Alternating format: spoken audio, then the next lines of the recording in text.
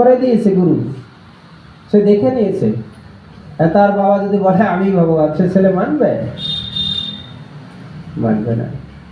ঋষি মুনিরা ভয়ে মেনেছে, তারা জানেন তিনি ভগবান নয়, কিন্তু ভয়ে অত্যাচার করবে জন্য। প্রহ্লাদ মহারাজকে সেই দোষে তাকে বহু দণ্ড দিয়েছে, তাকে মারার জন্য। ভগবান তো মারতে পারেনি, তবে রাখে হরি তার মুখ্য আছে কারো। এইভাবে তিনি বলছে যে খাম্বার ভিতরে আছে তো ভগবান। হ্যাঁ, এখানে ভগবান, সব ফলিতম ব্রহ্ম, তোমার মধ্যে আমার মধ্যে সবার মধ্যে ভগবান আছে। তখন সেটা ভাঙার জন্য তখন সে গিয়ে পরাগ করেছে, লাথি মেরেছে। তো সেখান থেকে ভগবান নৃসিংহদেব আবির্ভূত হয়েছে, তখন তাকে মেরে ফেলেছে। ভক্তি করতে হবে আমাদের।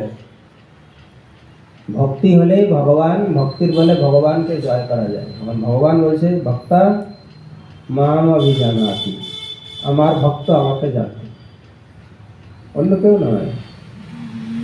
ভক্তি করতে হবে। তো ভক্তির কিছু স্তর আছে, সেগুলি প্রাথমিক থেকে শুরু করতে হবে। কারণ অনেকে ভক্তি করতে ভয় পায়, ভক্ত হলে আমাকে ব্রত করতে হবে, নিরামিষ খেতে হবে, এগুলোই তো ঝামেলা, তাই না? মানুষ ভক্তি করতে চায় না, এই কারণে এই যে সমস্ত নিয়ম করতে হবে, বা খাওয়া দাওয়া পাল্টাতে হবে,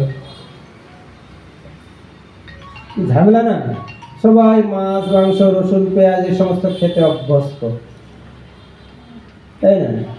তো এগুলো না ছেড়েও ভক্তি করা যায় প্রাথমিক অবস্থায়। এবং ধীরে ধীরে ধীরে ভক্তি উন্নতি ঘটবে, এগুলি আস্তে আস্তে এমনি ছেড়ে চলে যাবে।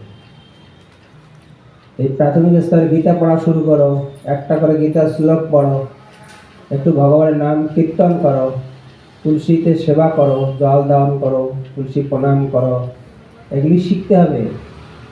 পড়াশোনা যেমন আমরা স্কুল কলেজে শিখি, কোচিং নেই, ঠিক সেরকম ভক্তিও শিখতে হবে, কীভাবে ঠিক করে করতে হয়। মন গড়া করলে হবে না, এগুলির পদ্ধতি আছে।